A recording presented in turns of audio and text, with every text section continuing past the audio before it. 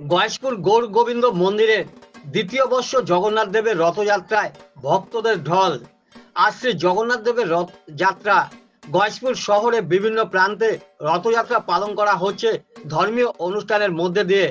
এদিন গয়েশপুর গৌর গোবিন্দ মন্দির থেকে ধর্মীয় নিয়ম মেনে সুসজ্জিত বাদ্যযন্ত্র সহ জগন্নাথ দেবের রথযাত্রা গয়েশপুর অঞ্চল পরিক্রমা করে।